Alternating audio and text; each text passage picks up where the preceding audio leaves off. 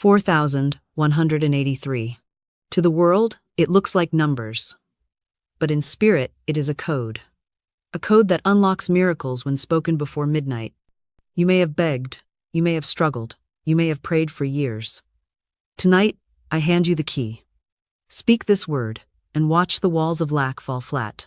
In this lesson, I will show you how one code, simple, short, but alive with power, can dissolve fear, open the way, and bring into form the good that belongs to you by divine right. You have been told life is a battle. I tell you, life is a game. And when you learn the rules, you do not beg, you declare, and you receive. You may have tried affirmations and grown weary when nothing appeared. You may have repeated words without fire, only to see the same troubles return. But tonight, I reveal why your words did not move mountains, and how to speak so heaven itself rushes to obey. The code I give you is not empty talk. It is law backed by spirit, and when you understand it, you will never speak in vain again. In this teaching, I will uncover the secret of the 4,183 code, why it was called forbidden, and how to use it under grace, in perfect ways.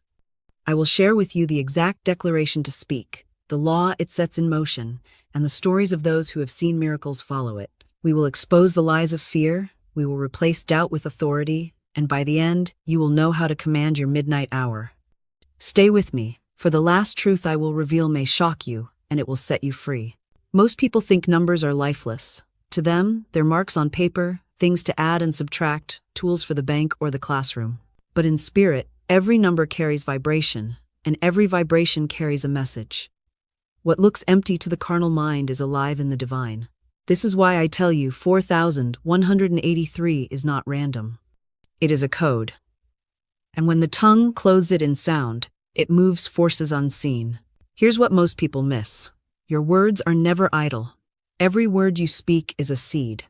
Every sentence is a decree. The subconscious is a perfect servant. It does not argue, it does not reason, it does not sleep. It only receives what you impress upon it, and then it carries out the order in detail. That's why Jesus warned, "By thy words thou shalt be justified, and by thy words thou shalt be condemned." He did not say, "By thy intentions." He did not say, "By thy hopes." He said, "By thy words." Because words are vibrations, and vibrations shape matter. Now listen closely. Imagine a phonograph record, soft and sensitive. Every note, every breath of the singer, every cough in the background impressed upon that record. When the needle drops, it plays back exactly what was given, no more, no less. That's the subconscious. It doesn't choose the tune. It doesn't correct the mistakes. It simply repeats, faithfully, until you decide to smash the old record and cut a new one. And the only tool you hold in your hand to cut that record is your word. Do you see why the code matters? 4,183 is not powerful because the world declared it so. It is powerful because when spoken with faith, it gives the subconscious a new pattern, a fresh decree. It interrupts the cycle of fear. It replaces the joke of lack, the chant of worry, the confession of defeat with a divine imprint. And once impressed, the subconscious will play it back, over and over, until it becomes the shape of your affairs. I knew a woman once who loved to joke, "I wish I lived in a trunk. I'm so tired of managing my house." She laughed, her friends laughed, but her subconscious did not laugh. It recorded, and before long, the very house dissolved, and she found herself with nothing but a trunk. Do you see? The subconscious does not care if you meant it lightly. It obeys. So when you speak 4,183 with intention, you are reversing the careless words that bound you. You are setting a new pattern, a new command, and life has no choice but to echo it back. And maybe you're thinking, why 4,183? Why this string? Because spirit hides power in what looks simple, to confound the proud and lift up the faithful. The prophets spoke in numbers, in signs, in codes, so that the casual eye would pass over, but the hungry heart would find food. Numbers are symbols of order, and when you clothe them in voice, they become commands in the unseen. The world sees arithmetic, heaven hears decree. So I ask you now, what record have you been cutting? Have your words carved images of fear? Have your sentences played back poverty, illness, disappointment? If so, rejoice, for tonight you will smash the old disc. You will cut a new one, etched with the vibration of 4,183, etched with the rhythm of release and supply. And once it is spoken, the subconscious will obey, the unseen will align, and your outer world will have no choice but to match the inner decree. Remember this: life does not hand you conditions by chance. Life hands you the echo of your word. Speak 4,183 before midnight, and you will see how quickly the echo changes its tune. Here is something most people completely miss, and yet it is the very hinge on which the whole teaching swings: the hour of midnight. To the reasoning mind, midnight is nothing more than the turning of a clock, the passing of one day into another. But in spirit, midnight is the gate, the crossing, the very threshold between the old and the new. It is the hour when one record ends and another begins, when the subconscious stands open like soft wax, waiting for the seal of your word. That is why I tell you to speak before midnight, because if you go to bed carrying fear, if you close your eyes with doubt still ringing in your mind, the subconscious will hold that fear through the long hours of sleep and play it back as your reality. But if you command the hour, if you speak the code with faith before the day dies, then you send your word ahead into the unseen, and the new day is born carrying your decree like a crown. Think of how the Bible speaks of midnight. Paul and Silas, bound in prison, lifted their voices in praise at midnight, and the prison doors swung open, the chains fell, and every captive was loosed. That was not a story of chance, but a law in action. Midnight is the pivot point of power. It is the end of one captivity and the start of release. And so it is with you when the world sleeps, when reason grows quiet, when the body sinks into silence, the subconscious is uncovered. The guards are down. It receives without question. And if you dare to speak the code 4,183 at that threshold, the impression goes deeper than it could at any other hour. It is the law of divine timing. I knew a woman who came to me weary, carrying only $8 in the world. She was dejected, worn, ready to surrender. Yet she obeyed the inner voice, that still small whisper which told her to take a certain step, to follow a hunch, to go home though reason said to stay. And through that obedience, thousands of dollars came to her in a way she could never have reasoned at the very moment it was needed. Do you see? She obeyed the divine urge, and the gate opened. Midnight operates in the same way. It asks you to step beyond reason, to speak when all appearances are against you, to command when logic says it is too late. For in spirit, nothing is too late. Midnight is not an ending. It is the instant of new beginning. And let me press this deeper. Most people go to bed rehearsing their troubles. They whisper, "I am tired, I am broke, I am alone." And they fall asleep with these sentences etched across the sensitive plate of the subconscious. Then they wonder why they wake to the same chains, the same lack, the same disappointments. But if you will turn the tide, if you will speak 4,183 before midnight, you are changing the seed before it goes into the soil. You are commanding the harvest at the very moment of planting. That is why the code must be spoken at the threshold, for the soil of the subconscious is never more fertile than in that midnight hour. So when I tell you to speak this word, do not take it lightly, do not postpone, do not say, "Tomorrow I will begin," for midnight waits for no man. The day closes, and what you send into the dark will greet you in the light. Speak with authority, speak with joy, speak as one who knows, and watch how quickly the new morning obeys. For midnight is not the end of time. It is the opening of the secret door, the very swing of the hinge between captivity and freedom, between lack and plenty, between fear and faith. And if you speak 4,183 before that door closes, you will see how swiftly the unseen rushes to fulfill your decree. Here is the place where so many stumble, and it is the single reason why most prayers seem unanswered, why most affirmations ring hollow, why many souls cry out and yet see no change in their affairs. It is because they have given more power to fear than to faith. I say to you plainly, fear is not some harmless shadow. Fear is inverted faith. It is faith standing on its head. It is the belief in evil instead of good, the confession of failure instead of the declaration of victory, the dark agreement with lack instead of the radiant agreement with abundance. And what is faith but agreement with God? And what is fear but agreement with the enemy? When you tremble, when you picture disaster, when you rehearse the worst in your mind, you are prophesying against yourself, and your subconscious, ever faithful, ever obedient, takes your fear as law and works it out in detail. I knew a man once who feared a certain disease, so rare it was considered almost impossible to contract. Yet he studied it, read about it, pictured it, rehearsed it, and he filled his imagination with the dread of it until his body, obedient to his word, clothed itself in the very disease he feared, and he died from his own distorted vision. That is fear's harvest.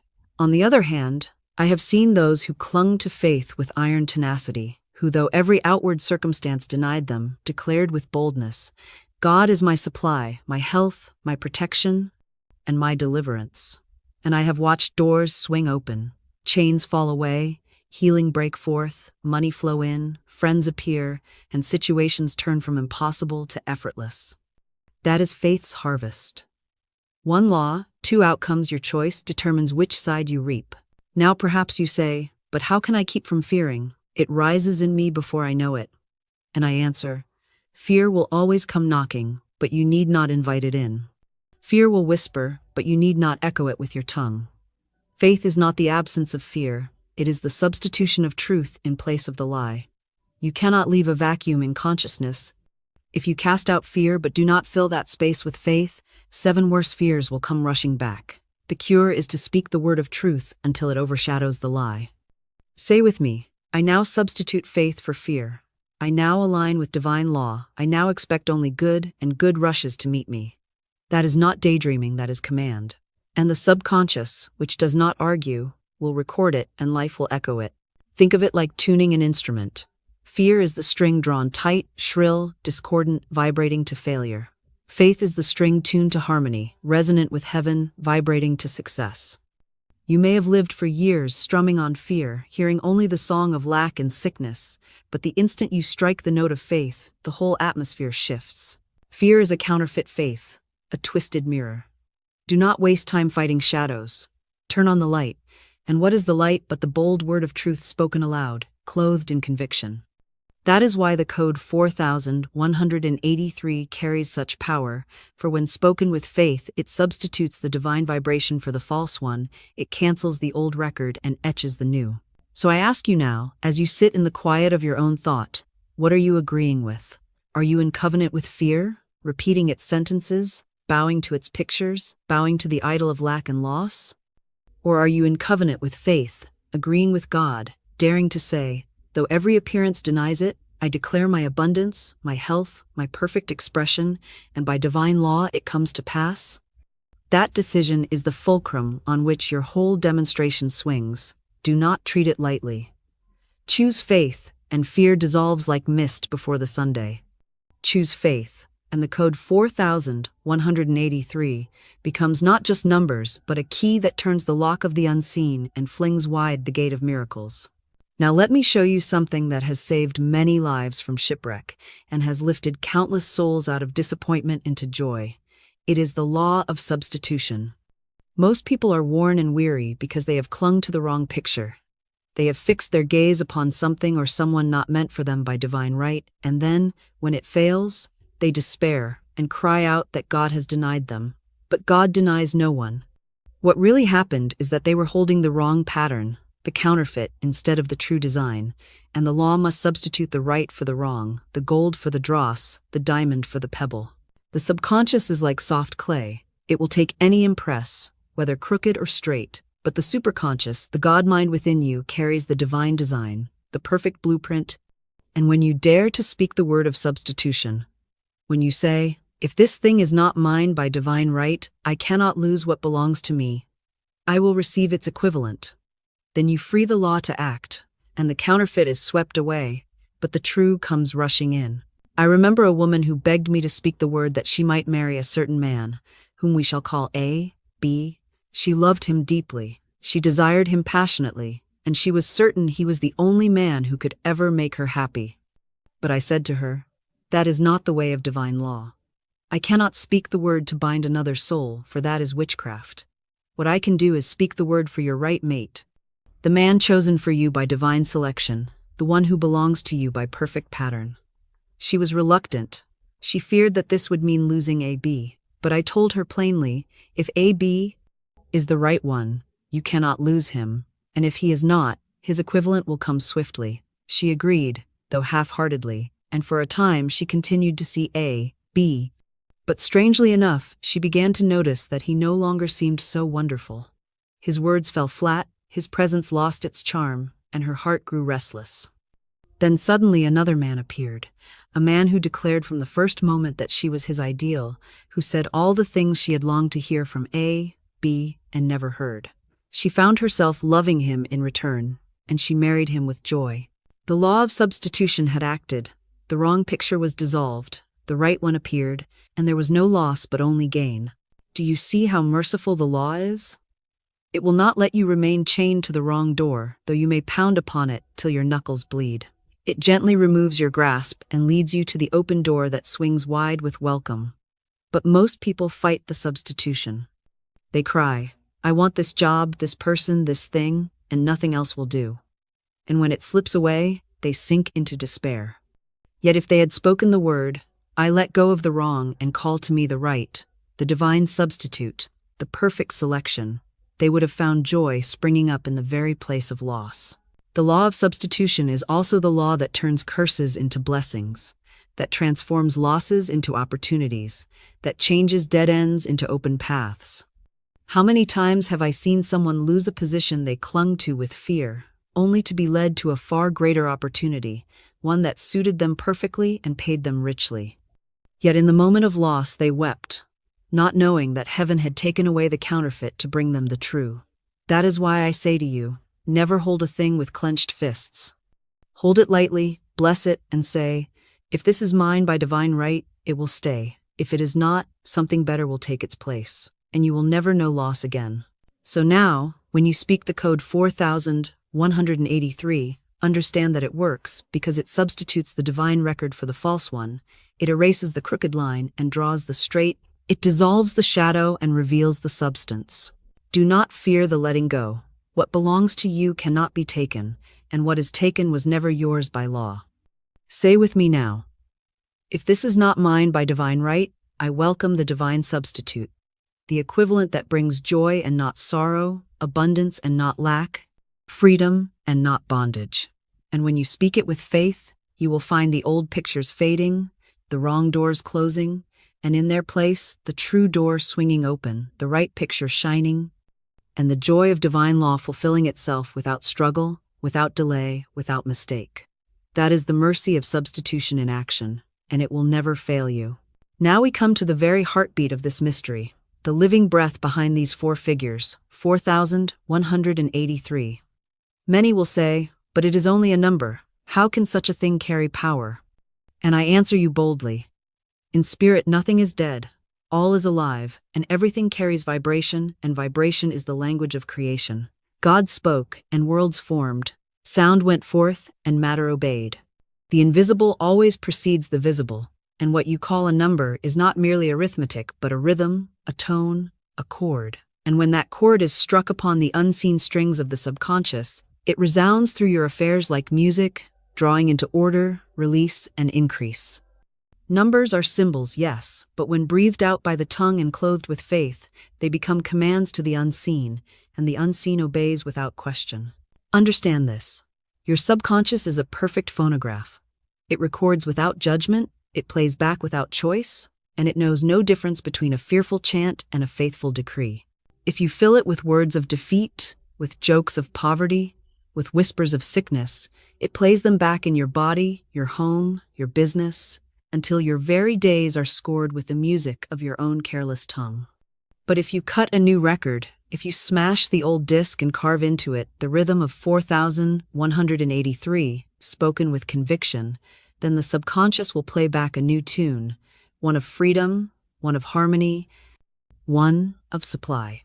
The law cannot resist vibration. What is impressed must be expressed. That is why I teach you to speak aloud, to clothe the vibration with sound, to give the word flesh and tone, so that the impression is deep and unmistakable. Think of a tuning fork. Strike it, and another fork across the room will hum an answer, though you never touched it. So it is with 4183.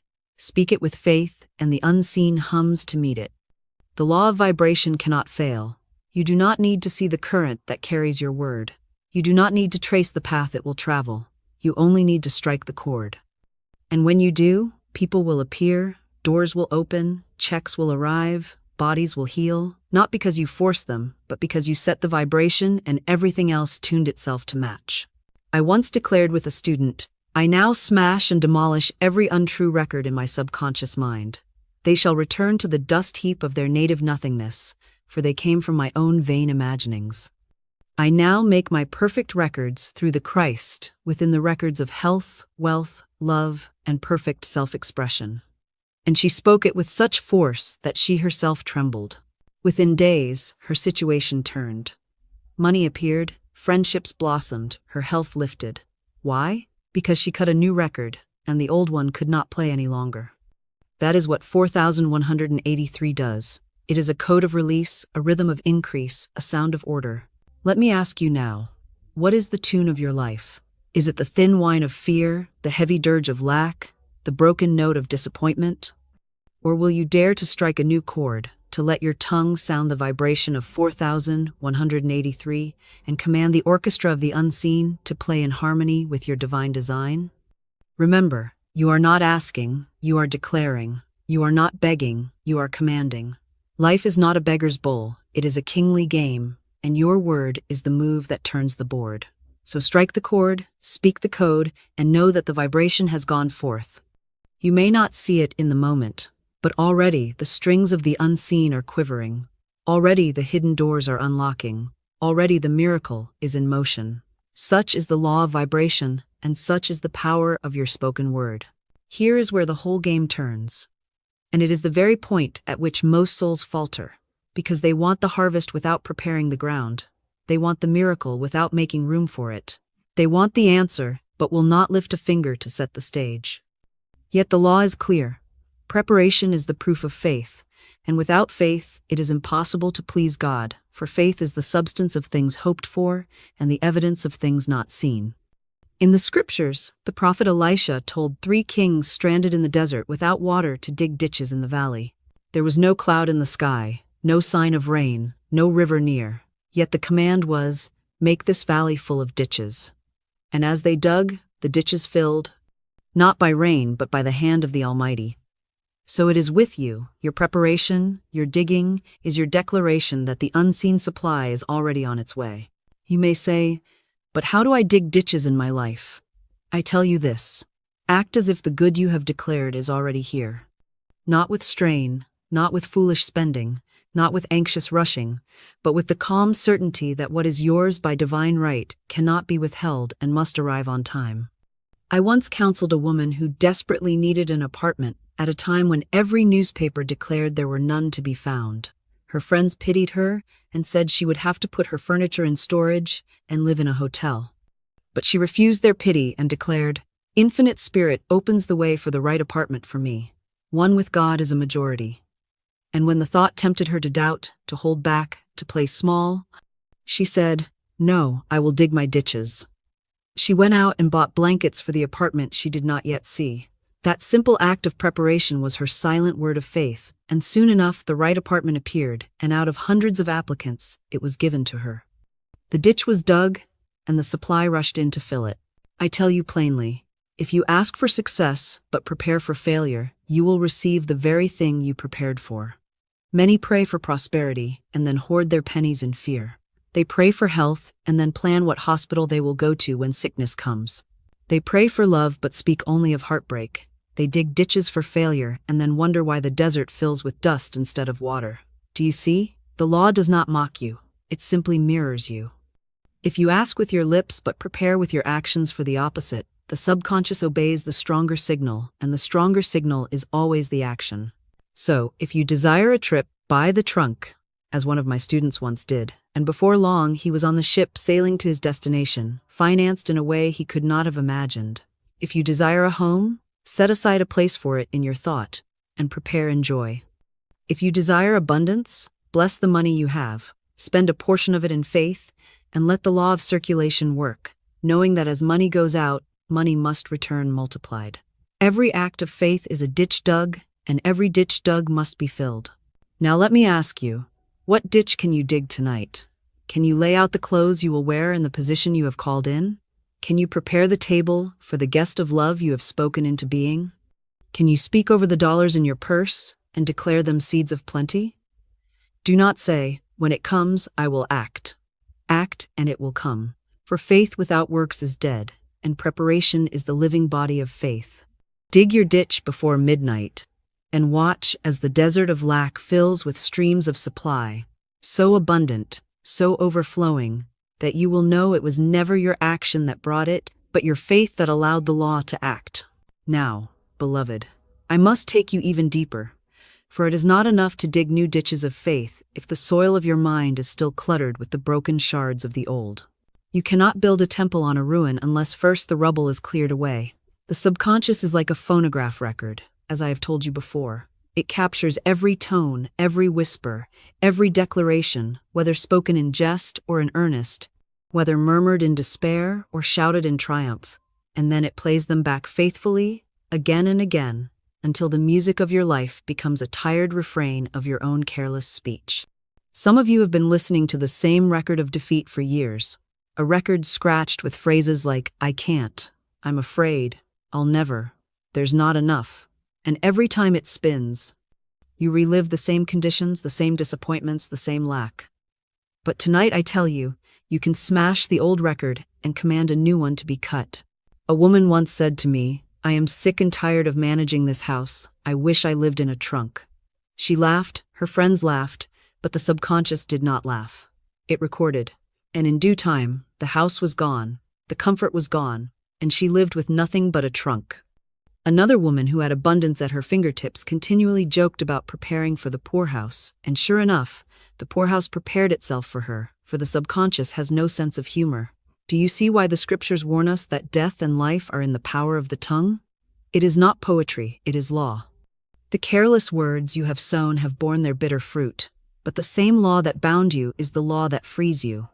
For every false record can be shattered by the higher word of truth, and the moment you speak with authority, the moment you declare, "I now smash and demolish every untrue record in my subconscious mind," and they return to the dust heap of their native nothingness, for they came from my own vain imaginings. The hammer of spirit falls, and the grooves of failure are broken forever. But you must not stop there. When the record of fear is smashed, a new one must be cut, for the subconscious will play something, and if you do not give it truth, it will replay the old lies. This is why you speak the substitution. I now make my perfect records through the Christ within, records of health, wealth, love, and perfect self-expression. Speak it with conviction, and you will feel the very atmosphere around you shift, for heaven itself records your decree. It is the law of replacement. You cannot simply erase, you must replace. Pull out the weeds, yes, but plant flowers in their place, or the weeds will return. Do not think this is difficult. It is as simple as deciding what music you want to play in your home. You would not keep a record that grates upon your ears, that fills your house with discord, yet some of you have allowed such records to play in your souls for years. Tonight is the night to break them. Imagine yourself holding those old discs marked poverty, illness, failure, fear, and see them shattering in your hands, reduced to dust that blows away in the wind. Then see yourself placing upon the turntable of your subconscious the new disc, polished and perfect, inscribed with 4,183, divine release, divine order, divine increase. Can you hear the difference? Can you feel the vibration? One is the dirge of defeat, the other is the song of victory. And I say to you, never again allow a careless word to cut its groove into your life. Guard your speech as you would guard a treasure chest. Do not jest with lack. Do not rehearse defeat. Do not say, "I can't," even in passing, for the subconscious knows no jest. Speak only that which you desire to see manifested. Say, "I am fearless, I am free, I am supplied, I am guided, I am loved." And every time you speak it, the grooves deepen, the record becomes clearer, and soon the music of your life will match the decree of your tongue. This is the smashing of old records, and it is the very act that clears the stage for the miracle of 4,183 to play its full symphony in your affairs. Now we rise higher, and I want you to stay with me, because this is where the reasoning mind begins to stumble. This is where appearances protest. This is where the carnal eye says, It cannot be. But I tell you, it is here, in the realm above appearances, that the true game of life is played. I call it the fourth dimension, the dimension of spirit, the realm of divine ideas, where everything already exists in perfect form, finished, complete, waiting only for your recognition and your decree to bring it into visibility. Most people live chained in the third dimension, measuring only by what they can see, hear, touch, and reason. They look at their bank account and say, I am poor. They look at their body and say, I am sick. They look at their circumstances and say, I am defeated. And so they remain, trapped in the prison of appearances, never realizing that above their head the storehouses of heaven stand full to overflowing, waiting for one word of faith to swing the doors open. When Jesus said, Lift up your eyes and look on the fields, for they are white already to harvest, he was speaking of this fourth dimension. He was saying, Stop looking at the barren ground at your feet, and see with the inner eye the abundance that already island. The reasoning mind says, the harvest is months away. The Christ mind says, the harvest is now. The reasoning mind says, you must wait for rain, for season, for chance. The Christ mind says, it is finished. Only speak the word and it shall appear. This is the difference between living under appearances and living under law. One binds you to cycles, delays, and probabilities. The other sets you free into timeless supply. I have watched men and women break free from the chains of appearances by daring to live in the fourth dimension. A man came to me once, desperate for $50,000 to save his business. The banks had refused him, his friends had turned him down, every door seemed shut. He said, it is too late. Tomorrow the time limit is up. But I told him, God does not need time, and he is never too late. Lift up your eyes from appearances. See with me the supply already given. Speak the word, and act as if it is already done. He obeyed, and though his train was late, though the hour was almost gone, when he walked into the bank, the loan was granted at once, and his business was saved. He moved from the third dimension of despair into the fourth dimension of faith, and the law responded with precision. Now perhaps you say, but how can I live in a world of spirit while my body walks in a world of matter? And I answer, you live in both already, though you may not know it. Your inner pictures are the seeds, your words are the water, your faith is the sunlight, and sooner or later, the garden outside must mirror the garden within. If the garden of your thought is choked with weeds of fear and complaint, do not be surprised when weeds spring up in your circumstances. But if you cultivate the fourth dimension, if you hold the picture of divine health when the body protests with pain, if you hold the vision of abundance when the purse is empty, if you declare peace when storms howl around you, then you are living in the realm where appearances are overruled by law, and appearances must yield, for they are shadows, and shadows cannot resist the light. I tell you this so you will understand why the code 4183 is not some charm or trick. It is the sound that shifts you from the third dimension to the fourth. It is the key that reminds the subconscious of the higher law, the rhythm that calls forth the already finished picture from the divine design. Speak it with faith, and you will find yourself less shaken by appearances. You will begin to walk through storms with calm, to face lack with composure, to hear the roar of fear and yet reply with steady conviction. I live in the fourth dimension where my good already is, and nothing can be added or taken away. This calm is not passivity, it is mastery. It is the serenity of one who knows the higher game is already won. So tonight, as midnight draws near, refuse to bow to appearances. Lift up your eyes, refuse the report of lack, refuse the verdict of fear. Speak the code and declare, I am not bound by what I see, I am governed by what I know. My good is finished in the fourth dimension, and I call it into form under grace, in perfect ways. And watch how swiftly the shadows scatter when the light of this truth floods in. For once you taste life in the fourth dimension, you will never again be satisfied to live chained to appearances. Now I must reveal to you the crowning secret of all manifestation, the fragrance that proves the flower is already in bloom, the note that tells you the song is finished in the unseen. It is joy, it is thanksgiving. Most people miss this, for they beg and they plead, they strain and they push, and even when they speak their affirmations, they do it with tight lips and anxious hearts, as though their words were coins tossed into a locked chest, hoping somehow the lid will open. But this is not the way of the law. The law responds to faith, and the proof of faith is joy.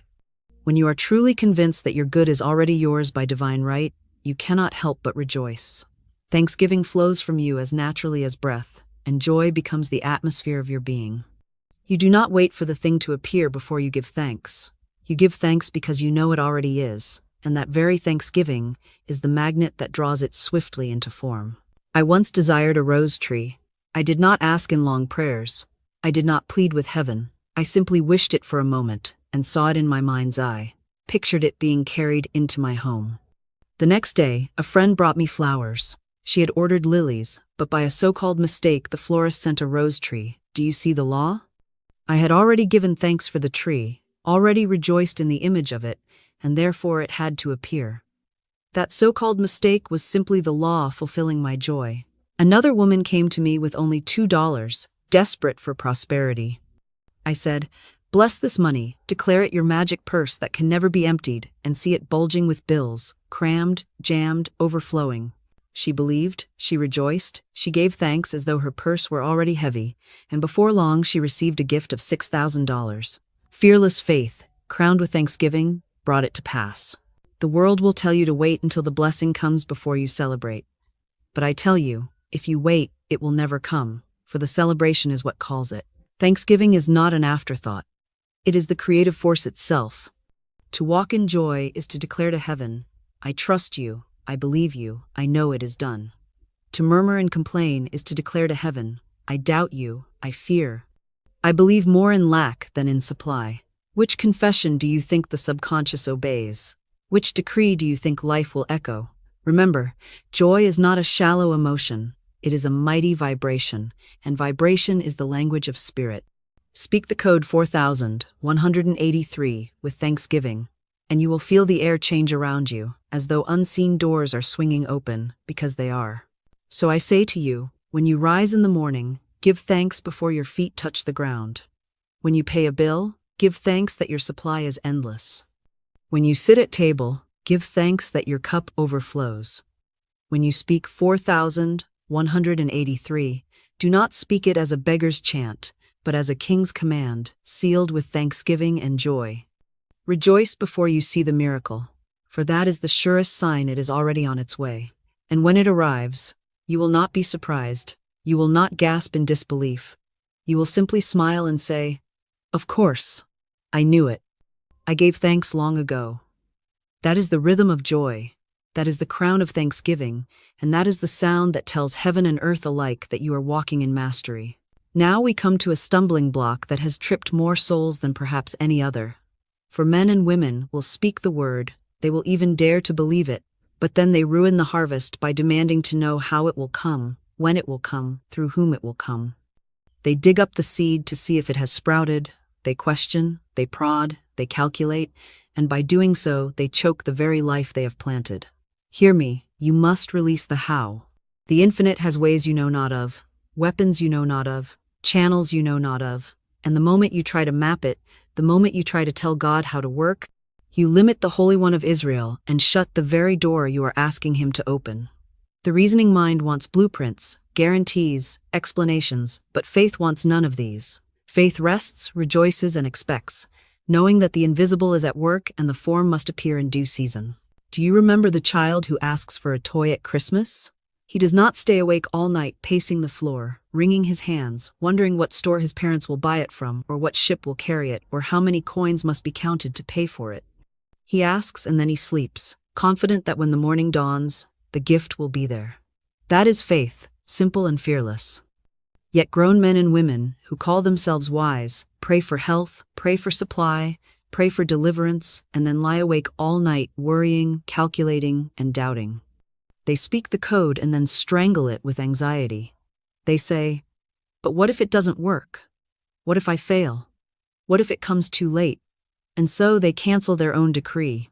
Beloved, you must become as a little child again. You must release the how. You must say, "Father, I thank you that it is already done. I do not need to know the channels. I do not need to see the machinery. I rest in the finished work, and I rejoice." I recall the story of a woman who needed $3,000 at once or face ruin. To her reasoning mind, it was impossible. There was no way, no visible source, no friend to help. But she held to the truth. God is my supply. There is always a supply for every demand. And at the last possible hour, a relative came unexpectedly to her door and offered her exactly the sum. She had not reasoned it out. She had not demanded a channel. She had not even thought of him. But infinite intelligence moved through a channel she had never dreamed of, and the supply came right on time. That is the power of releasing the how. Think of it like this. When you send a letter, you do not follow the mail carrier through every street. You do not demand to know the routes, the trucks, the planes that will carry it. You drop it in the box and you rest, knowing the system is faithful. So it is with your word. Speak it, release it, and rest. When you speak 4,183, do not look around nervously for signs. Do not measure by appearances. Do not chase after men and plead with them. Release it. Say, the law has received my decree, and it must return fulfilled. And go on in joy. The less you meddle, the faster it works. The more you rest, the swifter the supply. So I say to you tonight, speak the word, seal it with thanksgiving, and then let it go. Do not dictate the channels. Do not bind God to one door, for he has 1,000. Do not demand the plan, for his ways are ingenious, his methods are sure. Release the how, and you will marvel at the swiftness, the strangeness, the beauty of the ways in which the miracle arrives. That is the majesty of this law, and that is why I tell you, never meddle with the machinery, only declare the end, and the infinite will see to the means. Now, beloved, once you have spoken the word and released the how, the question that rises next is, then how shall I know what to do? How shall I know where to go? How shall I know which step is mine and which step is not? And here is the answer that silences all such questioning. You shall be led by the magic path of intuition. Intuition is the voice of God within you. It is the still small voice that whispers, "This is the way, walk ye in it." It is not reasoning, it is not calculation, it is not the chatter of fear, it is the divine directive, clear, certain, unerring. The reasoning mind argues, the intuition declares. The reasoning mind calculates probabilities, the intuition reveals certainties. And once you learn to follow it, once you train yourself to trust it, you will find that the way opens before you like a road lit by hidden lamps, every turn guided, every step prepared, every outcome secured. Too often people drown out this voice with noise and doubt. They pray for guidance, and then when the quiet nudge comes, they argue with it, they push it aside, they say, "That cannot be right, that does not make sense, that cannot possibly lead to supply." But the Spirit is never mistaken. It will tell you to take a step that looks foolish to the reasoning mind. But if you obey, you will find the miracle waiting there. A woman once came to me with only $8 to her name. Logic told her to stay in the city, to find work, to scrape and struggle. But her hunch was to go home, though it meant spending almost all she had on fare. I told her, never disobey a hunch.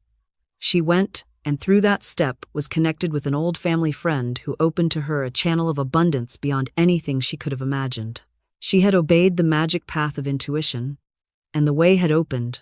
Another man came to me, desperate, needing a large sum for his business, certain it was too late. The bank had refused him, the clock was against him, the deadline was upon him.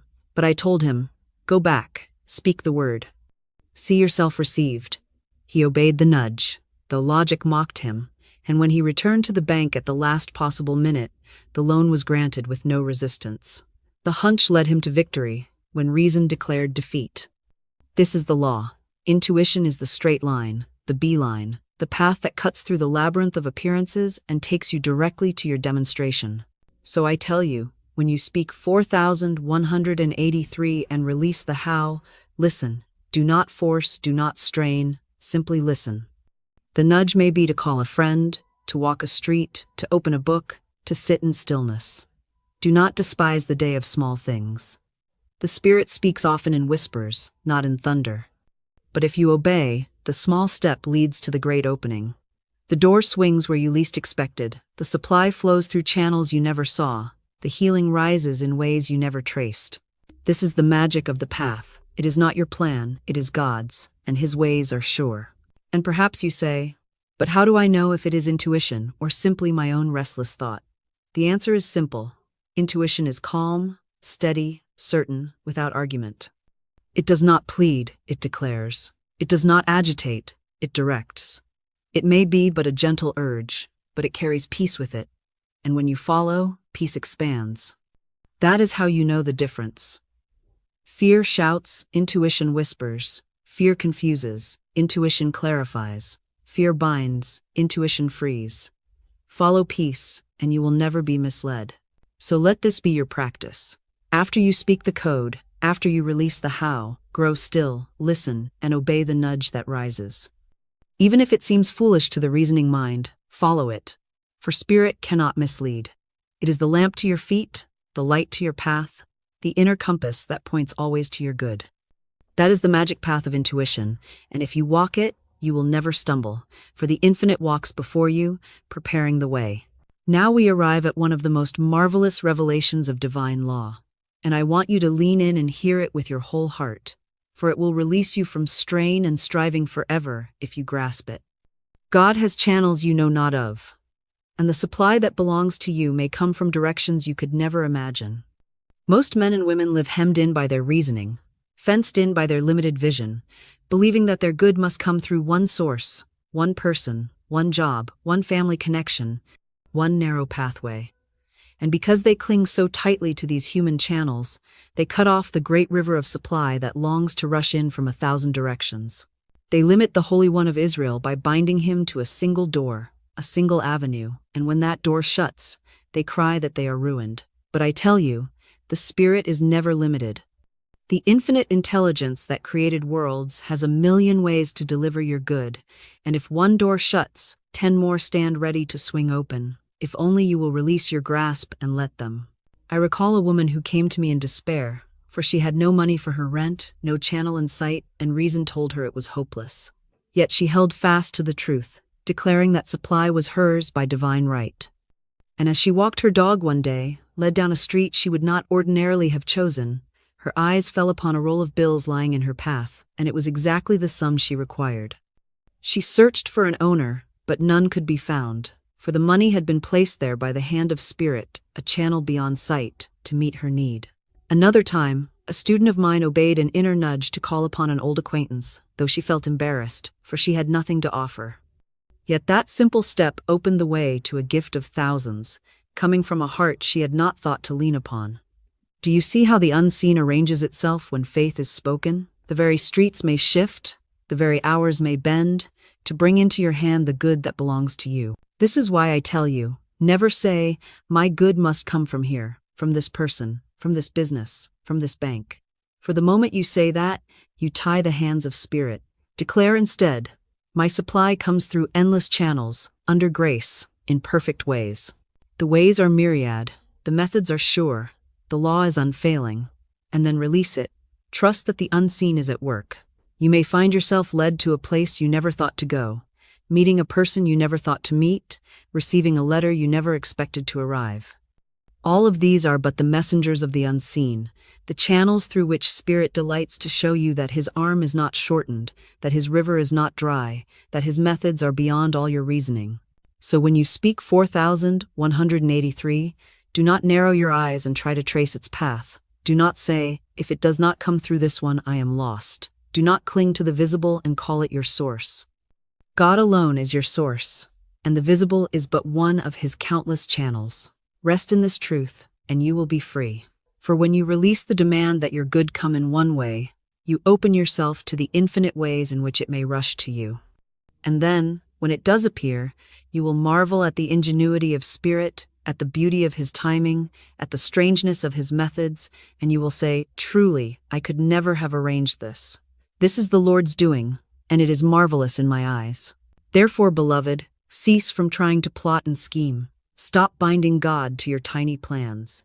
Speak the word, release the how, follow the nudge of intuition, and then walk forward with eyes wide open, expecting miracles from channels you cannot yet see. For the unseen is more real than the seen, and when you trust it, you will find rivers in the desert, treasure in unexpected places, supply laid at your feet by hands you never touched. That is the majesty of channels beyond sight, and it is waiting to prove itself the moment you dare to believe. Now, beloved, let us turn to the walls that hem you in, the walls that tower before you, the walls that echo your fears and mock your faith, for each soul has his own Jericho. It may be the wall of lack, the wall of resentment, the wall of delay, the wall of sickness, the wall of injustice. But whatever form it takes, the law is the same. When the word is spoken with faith, the wall must fall flat. The children of Israel faced the city of Jericho, its gates shut tight, its walls so thick that reason declared them impregnable.